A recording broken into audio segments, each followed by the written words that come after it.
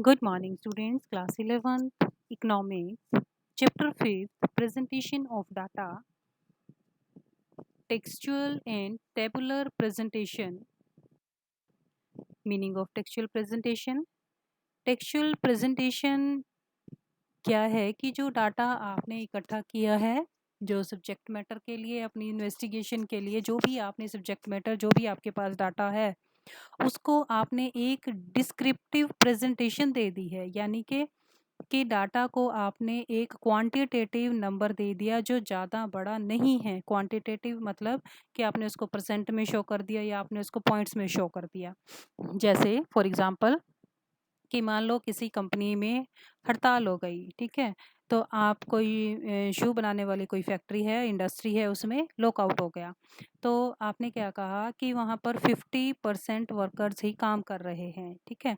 हमने वर्कर्स को कोई नंबर नहीं दिया है कि मे बी वहाँ पर 10,000 वर्कर काम कर रहे हो, 20 कर रहे हो, 50 कर रहे हो। हमने ये नहीं कहा। हमने ये कहा कि जो 50% है वो काम पर हैं।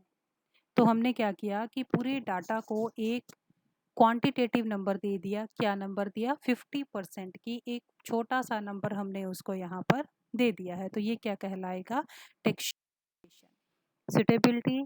सुटेबिलिटी जो टेक्सचुअल प्रेजेंटेशन है, ये उस डाटा के लिए सुटेबल होगा जिसको हम एक क्वांटिटेटिव नंबर दे सकते हैं, एक क्वांटम उसको रिप्रेजेंट कर सकते हैं, और वो नंबर भी ज़्यादा बड़ा नहीं होना चाहिए, तभी ये मेथड जो क्या है आपका सूट करेगा।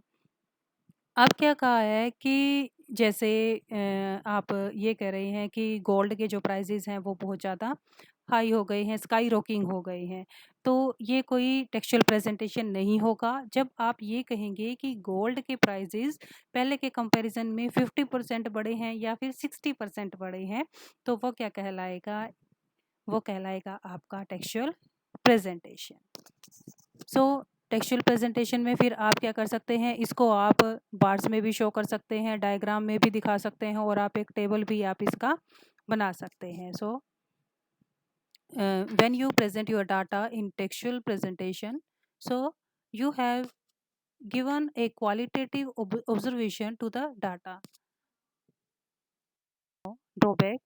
ड्रॉबैक्स यानी कि कमी क्या होगी टेक्सचुअल प्रेजेंटेशन की, कि जब आप डाटा को टेक्स्ट में, किसी नंबर में या किसी क्वांटिटी में चेंज कर देते हैं। तो पहला क्या है कि उस क्वांटिटेटिव फैक्ट के बारे में आपको पता होना चाहिए जिसमें आप उसको चेंज करेंगे। जैसे आपने कहा कि जो गोल्ड के प्राइसेस हैं वो 60% बढ़े हैं, तो आप ये तभी कहोगे जब आपके पास इसकी नॉलेज होगी। जब आपके पास नॉलेज ही नहीं है तब आप उसको कोई भी नंबर नहीं दे सकते। So this is the main drawback of this method, कि सबसे पहले आपको उसके बारे में इंटायर नॉलेज होनी चाहिए। उसकी उस डाटा को, उस फिनोमिना को आपने कॉम्प्रिहेंसिवली उसको पढ़ना है, उसको रीड करना है, तभी आप उसके बारे में कोई भी जो अपनी थ्योरी है, अपना जो व्यू है वो दे सकेंगे। So this is all about textual presentation. So you have to revise it and also note down in your notebook. Thank you.